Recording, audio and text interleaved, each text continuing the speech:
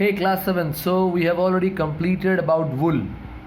Okay, now I'm going through silk. I'll tell you about silk. Okay, silk, as we all know, it is a natural fiber, it is animal fiber. Clear? It is a natural animal fiber. We get silk from silkworm. Okay, different kinds of silkworm. ऐसा नहीं कि silk का सिर्फ एक ही variety होता है या silk worm का एक ही वैरायटी होता है. We have many varieties of silk worm, like we have many varieties in cow. Cow में भी हमारे पास बहुत सारा वैरायटीज है. डॉग्स में हमारे पास बहुत सारा स्पेसीज है. In the same way we have different species of silk worm. Clear?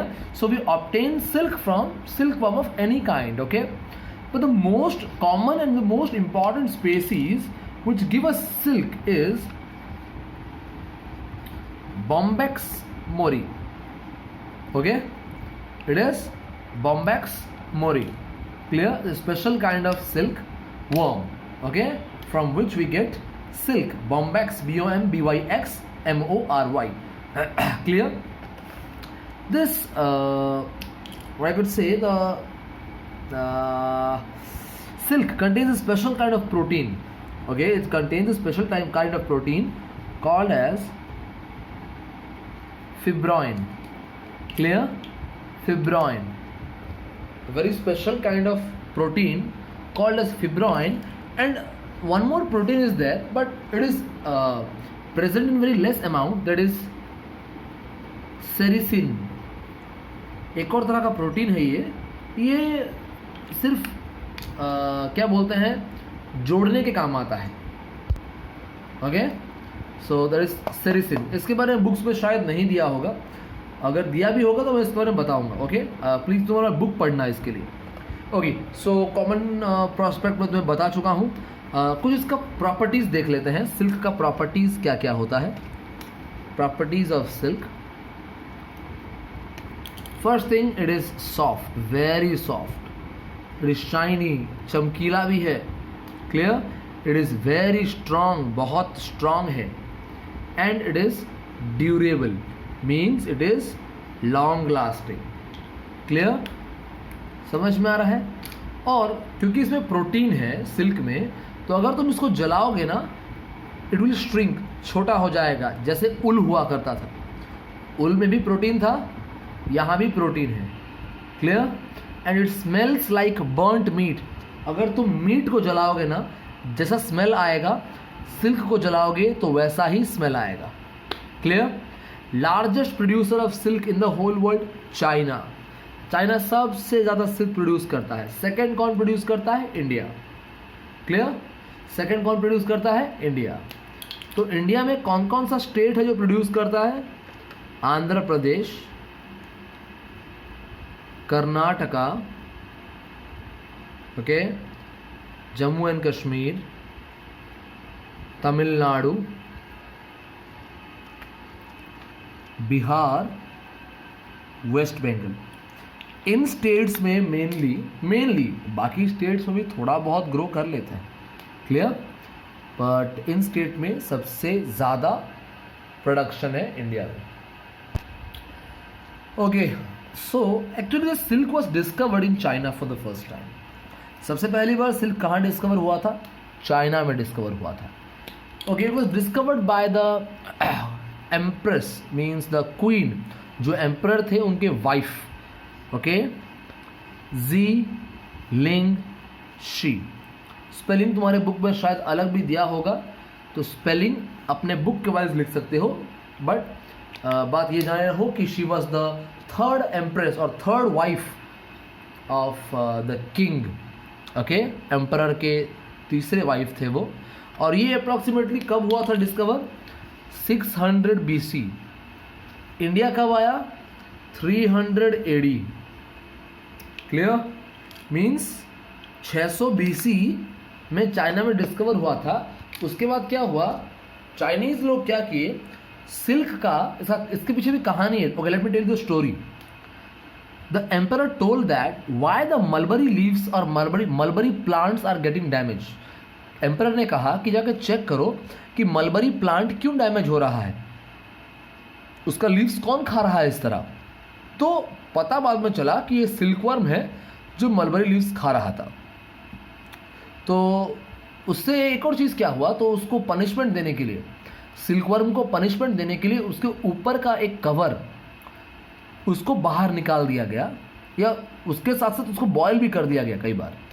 जब बॉयल किए ये लोग पानी में ताकि वो इंसेक्ट मर जाए, तो वो लोग देखे कि पतला पतला थ्रेड निकल रहा है, पतला पतला थ्रेड निकल रहा है, and the thread was very strong, so they knew that this is silk and this is not for throwing it out, it is that to be used, उसको यूज करने के लिए बनाया गया है शायद, तो तब से उसका यूज शुरू हुआ।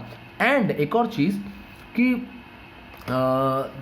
धीरे धीरे ये सिर्फ कंट्री के अंदर नहीं, कंट्री के बाहर भी ये जा रहा था। चाइना से अलग अलग देशों को ये सप्लाई हो रहा था। तो चाइना सिल्क का प्रोडक्शन को एक सीक्रेट रखना चाहा, क्योंकि इससे उसको बहुत प्रॉफिट हो रहा था। ये अकेला प्रोड्यूस कर रहा था और सबको बेच रहा था। तो ये चाहा कि मैं वाला मोनोपोली चलाऊंगा, मीन्स ये चीज़ मैं किसी को नहीं बताऊंगा, मैं खुद ब खुद यूज़ करूंगा, सिल्क प्रोड्यूस करूंगा और लोगों तक सप्लाई करूंगा। लेकिन कुछ सालों बाद, कुछ हंड्रेड्स ऑफ ईयर्स के बाद धीरे धीरे लोगों को पता चल गया और हर एक कंट्री में अपना सिल्क प्रोडक्शन शुरू हो गया। तो एक और चीज़ कि चाइना से बहुत सारा रूट जा रहा था सिल्क लेके। ये क्या है रास्ता, ये अलग अलग कंट्रीज था, चाइना के साथ अलग अलग कंट्रीज का था ट्रेड मतलब बिजनेस। ये रास्ता है, इसको बोलेंगे ट्रेड रूट, क्योंकि इन रूट्स के थ्रू सिल्क जाया करता था, इसीलिए इनके रूट्स का नाम दे दिया गया सिल्क रूट। क्लियर, रूट्स का नाम पड़ गया सिल्क रूट। क्लियर, समझ में आया? आई होप समझ में आ रहा है। Okay, so let's move towards the rearing of silk. Okay, so before going to rearing of silk, you should know one term, that is sericulture. What is sericulture? Sericulture means the rearing of silkworm to get silk. Okay, sericulture means rearing मतलब उसका लालन पालन करना, उसको रख के उसको बड़ा करना, खाना पीना देना, that is called as rearing. Clear? So rearing of silkworm to get silk. Clear? Silk पाने के लिए जो प्रोसेस या जो क्या प्रोसीजर लोग अप्लाई करते हैं, that is called as sericulture. So sericulture में पहले हम जानेंगे life cycle of a silkworm. एक सिल्कवर्म कैसा रहता है, वो कब सिल्क प्रोड्यूस करता है, इसके बारे में जानेंगे. तो पहले लाइफ साइकिल का तुम 4 स्टेज देख लो. सबसे पहला एग स्टेज, उसके बाद लार्वा स्टेज, उसके बाद प्यूपा स्टेज, उसके बाद adult stage, again it will go to egg stage.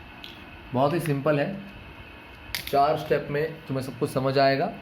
पहले एग ले होता है, एग फटता है तो लार्वा निकलता है, लार्वा ग्रो करता है तो प्यूपा बनता है, और प्यूपा ग्रो किया तो एडल्ट बनता है, एडल्ट फिर से एग देता है. Clear? So let me explain this whole process properly to you step wise. So the silk moth मतलब adult silk. The silk moth lays eggs, वो अंडा देती है, and the eggs they get hatch, HATCH. Hatch मतलब फटना. Okay, the silk moth lays eggs and the eggs get hatched due to proper temperature, and they get into a stage called as larva. egg फटता है तो larva निकलता है. Larva is called as caterpillar. Larva का दूसरा नाम क्या है? कैटरपिलर. क्लियर? समझ में आया? अब ये लार्वा क्या होता है, ये मलबरी लीव्स खाना शुरू करता है. The larva feeds upon mulberry leaves to grow. बड़ा होने के लिए खाना चाहिए तो क्या खाता है? Mulberry leaves.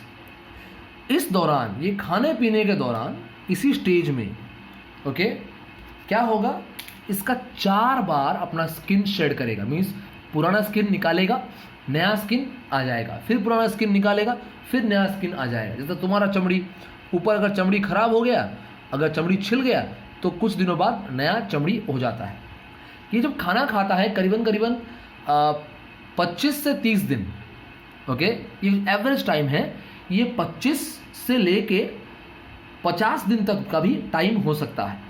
Clear? Means about 4 to 5 weeks, 4 से 5 हफ्ते। 4 हफ्ते बोलने से 30 दिन, 5 हफ्ते बोलने से अप्रॉक्सीमेट 37-40 डेज। एक अप्रॉक्सीमेट टाइम बता रहा हूं मैं, ओके। 3 से 5 हफ्ते ले लो तुम, 3 से 5 हफ्ते। 3 से 5 हफ्ते के अंदर ये लार्वा 4 बार 4 टाइम्स अपना स्किन को शेड करेगा। मीन्स नया पुराना स्किन निकाल देगा और नया स्किन उसका आएगा। This process is called as moulting. Okay, spelling बता रहा हूं, MOULTING, moulting. Molting is a process in which the silkworm shed its old skin and new skin grows. पुराना स्किन जाएगा, नया स्किन आएगा, इस प्रोसेस को बोलेंगे मॉल्टिंग। ये लार्वा के स्टेज में होता है। क्लियर? इसी स्टेज में और भी क्या होता है, ये डेवलप करता है। क्लियर? ये क्या करेगा, अपना बॉडी के चारों तरफ नेट घुमाएगा इस तरह। ये सोचो एक लार्वा है, सोचो, तो अपने बॉडी के चारों तरफ ऐसे करके नेट वीव करना शुरू कर देगा। ये नेट वीव करने का भी खास तरीका है। ये वीव कैसे करता है, 8 के स्ट्रक्चर में, ऐसा ऐसा ऐसा ऐसा। क्लियर? 8 के शेप में ये क्या करेगा, नेट को क्या वीव करते रहेगा। क्लियर? इस नेट के अंदर एक और खास तरह का प्रोटीन है, वो है फिब्रोइन, जो बताया था तुमको। एक्चुअली ये नेट में तो नहीं होता, ये उसका सलाइवा में होता है। क्या करता है, पहले नेट में ऐसा नेट बनाएगा, वीव करेगा, उसके ऊपर सलाइवा चढ़ाएगा। सलाइवा में ये प्रोटीन होता है। तो मैं इसको डायरेक्ट लिखा दिया हूं कि caterpillar weaves the net and this net contains protein called as fibroin. ये सीधा लिखा दिया हूं, क्योंकि सलाइवा से निकलता है फिब्रोइन, नो प्रॉब्लम, लेकिन ये बाद में जाके उस नेट के ऊपर एक लेयर बना देता है। तो ये फिब्रोइन जो है, ये इसका खासियत क्या है, ये एयर बजने पे हार्ड होता है, स्ट्रांग होता है, तो जिसके वजह से वो नेट भी हार्ड और स्ट्रांग हो जाता है। अब ये नेट स्ट्रांग हो गया तो इसको हम नेट नहीं बोलेंगे, इसको बोलेंगे सीधा सिल्क फाइबर। क्लियर? समझ में आ रहा है? नाउ ये जैसा बता रहा हूं, ये अंदर नेट के अंदर जो लार्वा है ना, इस वीविंग के अंदर ये ग्रो करता रहता है और बहुत जल्दी ग्रो करता है, भयंकर, बहुत फास्ट ग्रो करता है। Clear? And that stage, the bigger larva, that is called as pupa stage. Clear? Egg से लार्वा बना था, लार्वा में वीविंग ऑफ नेट हुआ, हाँ, खाना वाना खाया, अपना ग्रोथ दिखाया, बड़ा हो गया तो क्या बोल दिया उसको, प्यूपा बोल दिया। इसके ऊपर जो लार्वा के ऊपर जो सा नेट अभी है ना, this covering of silk fiber around the silkworm, it is called as cocoon. क्या बोलेंगे इसको, cocoon, okay, COCOON, cocoon बोलेंगे। क्लियर? अब क्या होगा, प्यूपा धीरे धीरे और बड़ा होगा और एडल्ट बन जाएगा। क्लियर? एडल्ट फिर से एग्स देगा। समझ में आया? क्लियर? एक और बात याद रखो, जब एडल्ट बन जाता है ना, तो प्रोसेसिंग में क्या करते हैं, एडल्ट एग दे दिया ना तो फट से एडल्ट को मार देंगे। एडल्ट सिल्क मॉथ अगर एग दे दिया तो उसको मार देंगे, क्योंकि एग देने के बाद जब ये एडल्ट स्टेज में है तो एक और खास तरह का केमिकल अपने बॉडी से सीक्रेट करता है, जिसके वजह से कि इसके ऊपर जो कोकून नहीं है क्या, वो खराब हो जाएगा। लार्वा में तो कोकून बनना शुरू हुआ था और प्यूपा स्टेज में पूरा जोरदार कोकून हो गया यहाँ पे। अगर एडल्ट स्टेज में इसको नहीं मारेंगे, क्लियर, तो क्या होगा, ये इस ऊपर एक कोकून को यानी सिल्क को डैमेज कर देगा। क्लियर? सो ये कंटिन्यूस होगा, एग से लार्वा, लार्वा से प्यूपा, प्यूपा से एडल्ट, फिर एग, फिर लार्वा, प्यूपा, एडल्ट, एग, ये चालू रहेगा कंटिन्यूस। क्लियर? समझ में आ रहा है? ये सिर्फ रियरिंग बताया। सॉरी मैं बता रहा हूँ, ये सिर्फ तुम्हारा लाइफ साइकिल बताया। क्लियर? अब एक तुम्हें कोकून तो मिल रहा है एडल्ट में, अब कोकून से तुम सिल्क फाइबर कैसे बनाओगे वो बताऊंगा। ये लाइफ साइकिल में तुमको पता चल गया कि ये कैसे जीता है अपना ज़िंदगी, और हमें कोकून कब मिल पाएगा। जब प्यूपा स्टेज में आ जाएगा, उसके बाद एडल्ट जाएगा, तो एडल्ट स्टेज में कोकून को निकाल देना है और इसको वेट करना है, ये देगा क्या, एग्स देगा, तो इसको मार देना है। क्लियर? इसका कोई ज़रूरत नहीं है। क्लियर? ओके, तो हमको यहाँ पे कोकून मिल गया, तो कोकून से सिल्क फाइबर कैसे बनाएंगे? Simple process. अच्छा, एक और बात, मैं थोड़ा सा प्रोसेसिंग से पहले एक और बार रियरिंग बोलना चाहूँगा, कुछ एक दो पॉइंट्स और क्लियर कर देता हूँ। सिल्क वर्म को जब रियर करते हैं ना, कुछ खास ध्यान रखना पड़ता है। खास ध्यान, कैसा ध्यान कि एक फीमेल मॉथ जब अबाउट हंड्रेड्स ऑफ एग्स ले करती है, तो उसको केयरफुली उसको एक साफ कपड़े में रखा जाता है, और उसे मतलब कोई नॉर्मल फार्मर या नॉर्मल इंसान उसका ध्यान नहीं रख सकता। जिसको सिल्क वर्म के बारे में अच्छा पता हो, लाइक सिल्क वर्म फार्मर, ये जो एग्स है उनको दिया जाता है, वो उनका ध्यान रखते हैं और उनको क्या करते हैं, हाइजीनिक कंडीशन में, गुड टेम्परेचर में रखेंगे, ताकि वो एग जो है वो फट के या हैच होके कैटरपिलर बन जाए। क्लियर? जब वो कैटरपिलर बन जाता है यानी लार्वा बन जाता है, तो क्या करेंगे, एक बम्बू का ऐसा ट्रे लेंगे, बम्बू ट्रे, अंदर होलो होगा, तो यहाँ पे मलबरी लीव्स डाल देंगे और यहाँ पे सिल्क वर्म को छोड़ देंगे। बहुत सारा लेंगे, क्योंकि एक में 2 या 3 या 5 सिल्क वर्म को रखते हैं, ज़्यादा नहीं रखते।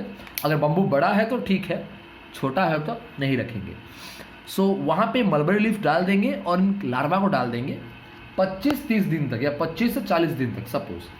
तो ये लोग विद इन 30 डेज खा पी के इतने बड़े हो जाते हैं, और उसके साथ साथ अपने चारों तरफ नेट वीव कर लेते हैं। क्लियर? नेट वीव कर लेते हैं। ये लोग खा के पूरा ग्रो करेंगे और अपना जो क्या कोकून है वो स्पिन करना वो शुरू कर देते हैं। क्लियर? इसके साथ साथ हमें क्या करना है, तब हमें बस छोटा छोटा ट्विग यानी स्मॉल ब्रांचेस लगा देने हैं, अंदर थोड़ा ब्रांचेस डाल दो, क्योंकि मैं बोला हूँ कोकून थोड़ा स्टिकी होता है, एयर बजेगा तो ये हार्ड होगा। क्लियर? तो जब छोटा छोटा स्टिक अगर तुम डाल दोगे तो कोकून में वो चिपक जाएगा। तो जब सोचो ये कोकून है, ये जो ब्लू कैप है कोकून है, और ये मैं स्टिक डाला हूँ। क्लियर? सपोज तो मैं जब इसको निकालूंगा तो निकल जाएगा ना, तो कोकून में अगर ये स्टिक चिपका रहेगा, ये कोकून में अगर ये स्टिक चिपका रहेगा, तो उसको खींचेंगे ना, तो सिल्क वर्म से ये कोकून बड़े आराम से बाहर निकल सकता है। क्लियर? समझ में आया? तुम उस छोटे छोटे ट्विग को पुल करोगे तो कोकून भी बाहर चला आएगा। अब कोकून बाहर चला आया तो तुम सिल्क वर्म को मार दोगे तो भी चलेगा। बस अगर वो नया एग्स देने वाला है तो बस दे दे, फिनिश, डन। तो रियरिंग खत्म। अब कोकून तुमको मिल गया, तुम क्या करोगे कोकून को लेके? अचार तो नहीं बनाओगे, सिल्क निकालोगे। कैसे सिल्क निकालोगे? 3 तरह से। उसमें कोई जर्म्स होगा तो उसको मारना है और उसको थोड़ा सॉफ्ट करना है। तो क्या करोगे, उसको सन के अंदर रखो, अंडर रखो क्या, या फिर उसको स्टीम दे दो। क्लियर? Getting my point? उसको 2 काम करो, तुम सन के हीट में रखो या स्टीम करो, जर्म्स मर जाएंगे। उसके बाद तुम उसको वाटर में बॉयल भी कर सकते हो। क्लियर? बॉयल करोगे तो क्या होगा, जो सिल्क फाइबर है वो सेपरेट आउट होगा। If you are boiling it then what will happen, जो सिल्क कोकून है वो सॉफ्ट हो जाएगा और तुम उसका फाइबर्स को सेपरेट आउट कर सकते हो। This boiling of cocoon is called as cooking. Boiling को क्या हम बोलेंगे, इसको बोलेंगे कुकिंग। क्लियर? समझ में आया? तो ये जो पतला पतला थ्रेड निकलता है ना, the process in which we take out the threads okay from the cocoon, that is called as reeling of silk. इतना बड़ा कोकून से एक फाइबर तुम धीरे से निकाल लोगे, एक फाइबर निकल जाएगा।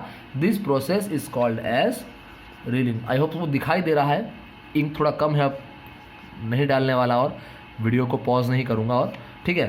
This is called as reeling, reeling of silk, the process in which we take out threads from the cocoon for the use as silk, that is called as reeling. Okay, and reeling machine से करते हैं mainly, and बाद में fibres मिलने पे उसको silk yarn बनाएंगे और उससे हम लोग पूरा क्लॉथेस बना सकते हैं।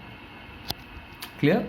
कॉमन जो तुम्हारा डिजीज़ है, सॉरी कॉमन सबसे कॉमन सिल्क है मलबरी सिल्क। अदर सिल्क क्या क्या है? टसार सिल्क, मूगा सिल्क, एरी सिल्क, कोसा सिल्क और बहुत सारा भी है। लेकिन याद रहे जो वर्कर्स उल या सिल्क इंडस्ट्री में काम करते हैं उनको थोड़ा हेल्थ प्रॉब्लम रहता है। लाइक उल इंडस्ट्री में मेनली एक एंथ्रैक्स बैक्टीरिया होता है, जो उल से निकलता है।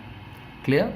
And it causes a disease of blood that is called as sorters disease. Clear? या फिर उसको हम बोलते हैं एंथ्रैक्स डिजीज भी बोलते हैं। सिल्क इंडस्ट्री में क्या होता है mainly asthma and bronchitis. Asthma और ब्रोंकाइटिस क्या है? रेस्पिरेटरी प्रॉब्लम है, दोनों लंग्स का इन्फेक्शन है दोनों। क्लियर? इसके साथ साथ हेडेक, बॉडी एक, फीवर, नेक पेन भी होता है। और दोनों ही इंडस्ट्री में कुछ कॉमन बीमारी है। मशीन चलता है, मशीन चलने से हियरिंग प्रॉब्लम हो सकता है, डस्ट बहुत होता है बोल के स्किन प्रॉब्लम हो सकता है, लंबे समय तक खड़े होकर काम करना है बोल के लो बैक पेन है, कमर में दर्द हो सकता है। Clear? So this is the basic topics of your chapter जो ख़त्म हुआ यहाँ पे। एलडीसी के वाइज पूरा कोर्स ख़त्म हुआ। जेईएस के बुक्स में कुछ अनवांटेड चीज़ दिया गया है, लाइक इसका डायमीटर इतना है, वो इतना है, ये इतना है, वो भी पढ़ा दूंगा, लेकिन वो उतना इंपॉर्टेंट नहीं है फ़िलहाल के लिए। बट क्योंकि एलडीसी का एग्ज़ाम है तो मैं एलडीसी के वाइज पूरा प्रिपेयर किया नोट्स अभी। सो जेईएस वालों के लिए एक और बार जूम मीट पे थोड़ा और डिस्क्रिप्शन कर दूंगा। क्लियर? वीडियो को अच्छे से देखो, take down the notes, if any doubt please ask me. Okay, have a good day.